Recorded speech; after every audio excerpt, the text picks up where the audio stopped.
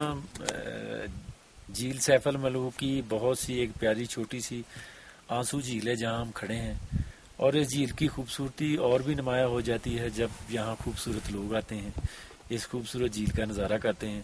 آپ دیکھ رہے ہوں گے، اگر میرا کیمرہ مین آپ کو دکھائے تو یہ سامنے برف جمی ہوئی آپ کو نظر آ رہی ہے۔ یہ ابھی تک ایسی کہ آپ دیکھ لیں کہ برف باری کا موسم بھی نہیں ہے، گرمیاں بھی گزر گئی ہیں، لیکن اس کے باوجود یہ ساری برف آپ کو نظر آ رہی ہے۔ اور اس پیاری سی جھیل پہ ہم پیارے سے ایک ایسی شخصیت ہمارے ساتھ موجود ہے جو پاکستان کی نعت خوانی کے مقابلوں میں بہت سے ٹیلنٹڈ مقابلوں میں انہوں نے حصہ لیا ہے، بہت سے کامیاب مقابلے انہوں نے جیتے ہیں۔ ARY Q TV پہ باقی بھی مختلف چینل پہ انہوں نے اپنا نعتیہ کلام پڑھا ہے۔ آج اس خوبصورت مقام پہ ہماری خوش قسمتی ہے کہ آج وہ خوبصورت نعت خواں ہمارے ساتھ ہے۔ ہم کوشش کریں گے کہ آپ آج ان سے کچھ ایسی باتیں شیئر کریں کہ اس خوبصورت منظر کو اور بھی خوبصورت وہ کر دیں۔ تو ہم محمد بلال نقیبی صاحب کا تعارف آپ سے کروا دیں۔ یہ کسی تعارف کے محتاج نہیں ہے، یہ پاکستان کے نعت خوانوں میں جانی پہچانی شخصیت ہیں۔ بہت ہی کم عمری میں اپنا ایسا نام کمایا ہے کہ جس کی جتنی تعریف کی جائے وہ کم ہے۔ آج ہم محمد بلال نقیبی سے پوچھتے ہیں کہ آج وہ جس مقام پہ ہیں وہ آج کس وجہ سے ہیں، ان کے پیچھے کون سی ایسی ہستی ہے، کون سی ایسی وہ دعائیں ہیں جن کی وجہ سے آج وہ اس دنیا میں اتنا اچھا مقام پا کر اور اتنی اچھی آواز لے کر اس دنیا میں اپنی آواز کو گنگنا رہے ہیں۔ تو میں محمد بلال نقیبی سے پوچھتا ہوں کہ ہاں جی بلال صاحب، آپ کے پاس وہ کون سی ایسی دعائیں ہیں آپ کے پیچھے کچھ جو آپ کی کامیابی کا راز ہے؟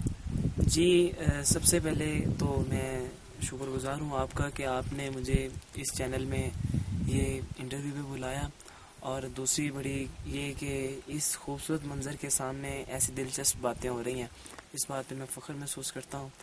اور رہی بات یہ کہ دعا کی، اللہ پاک نے مجھے اس عزت سے نوازا، اللہ پاک کا بےحد کرم و احسان ہے۔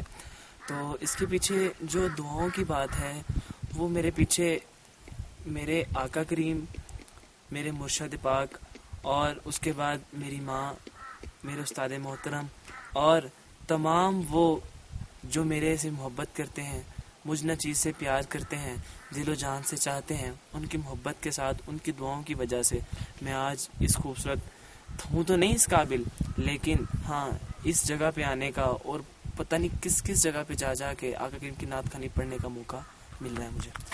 کتنی چھوٹی عمر میں آپ نے نعت خوانی شروع کی؟ جی، میں نے تقریباً 9 سال کی عمر میں نے یہ نعت خوانی کا اسٹارٹ کیا تھا۔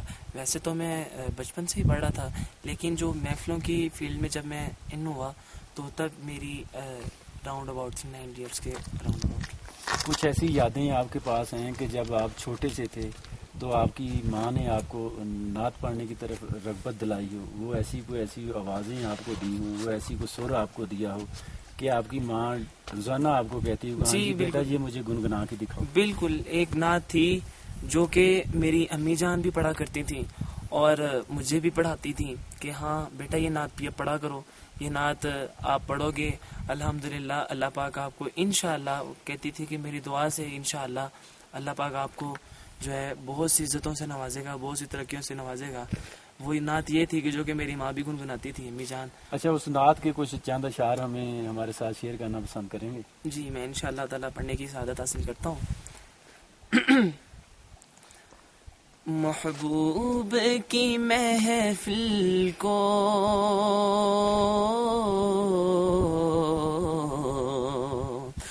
محبوب سجاتے ہیں، محبوب کی محفل کو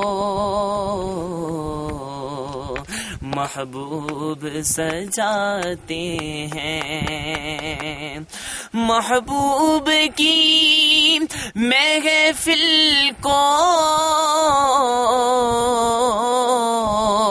محبوب سجاتے ہیں، آتے ہیں وہی جن کو سرکار بلاتے ہیں، آتے ہیں وہی جن کو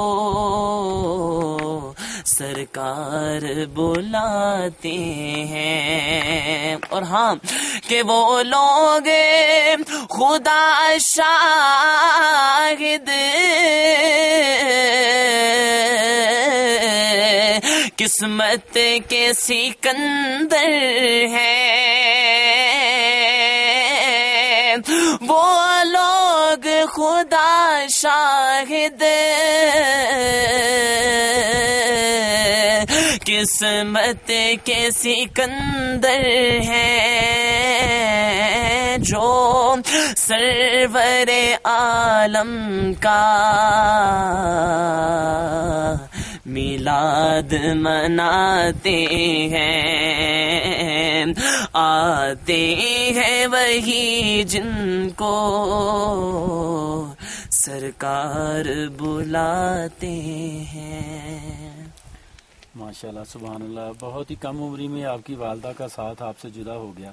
تو آج اپنی والدہ کو آپ کتنا محسوس کر رہے ہیں کہ آج آپ کی والدہ کی کمی آپ کو کتنی محسوس ہو رہی ہے؟ جی ابھی بالکل میں نے یہ نعت پاک پڑھنے کا جو اللہ پاک نے مجھے توفیق دی اور ابھی میں نے نعت پاک پڑھی، اس نعت پاک کی بدولت سے مجھے وہ سب مناظر آنکھوں کے سامنے آ رہے تھے کہ جیسے میری امی جان مجھے کہتی تھی کہ بیٹا اس کو ایسے نہیں ایسے پڑھو، ایسے نہیں ایسے پڑھو، یہ میں پڑھتی ہوں پھر آپ پڑھو. وہ سارے منظر میری ساری منظر کشی آنکھوں کے سامنے تصور کے طور پر سامنے بالکل سامنے آ رہی ہے کہ کیا وہ مناظر تھے، کیا وہ لمحات تھے جو ان لمحات میں آ کر کاش کہ وہ امی جان ہوتی اس وقت دعا کرتی میرے لیے کہ یہ میرا بیٹا ہے اس وقت یہاں پڑھ رہا ہے.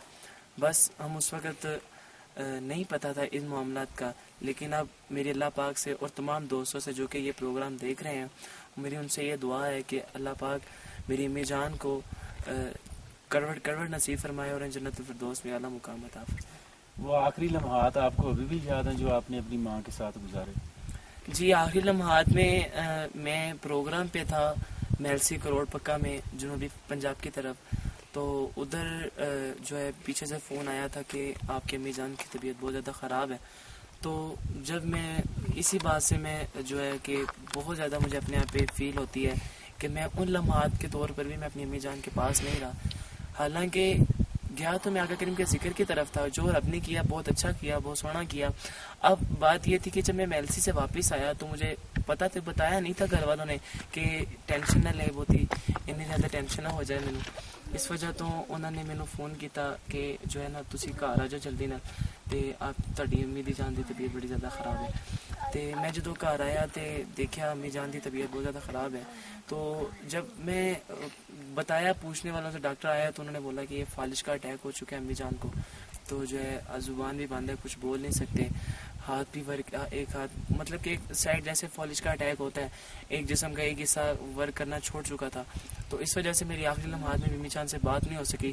لیکن میں اس بات سے اپنے پہ فخر محسوس کرتا ہوں کہ آخری لمحات میں اپنی امی جان کے پاس تھا، ان کے زیر سایہ میں جو لمحات جو آخری گھڑیاں تھیں میں نے ان کے زیر سایہ رہا ہوں.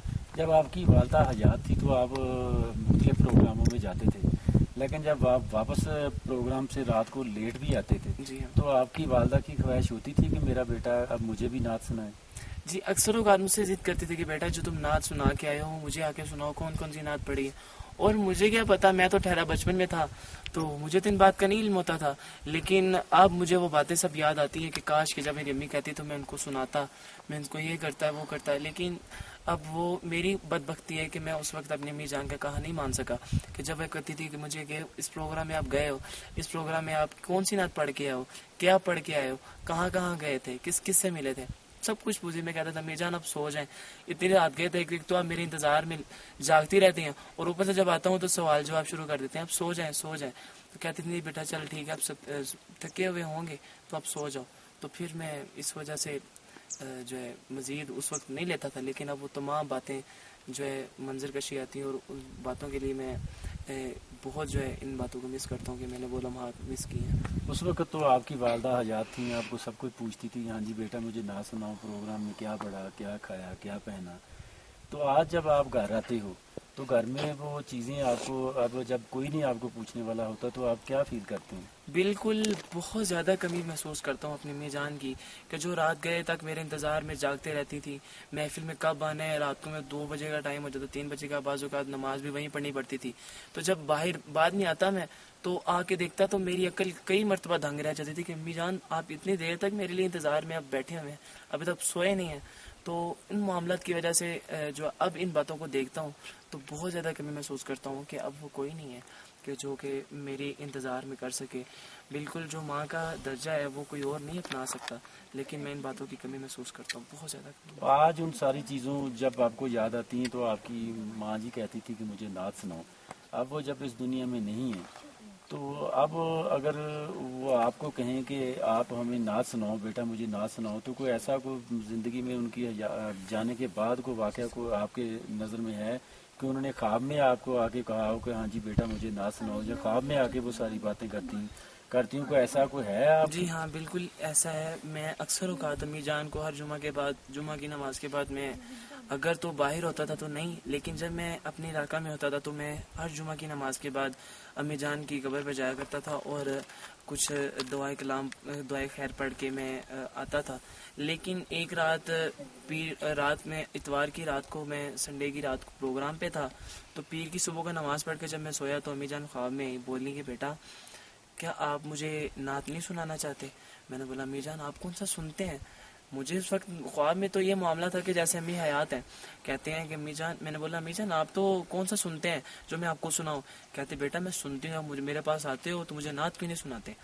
اس کے بعد اسی وقت میں جب اٹھا، مجھے ہوا تو میں اسی وقت ہی وضو کر کے میں امی جان کی قبر پر گیا اور فاتحہ خوانی کی اور نعت شریف پڑھ کے پھر آیا. اور اب سے میرا یہ شیڈول ہے کہ جب بھی میں قبر پر جاتا ہوں امی جان کی تو میں نعت پاک پڑھنے سے بعد دعائیں خیر کر کے پھر آتا ہوں واپس.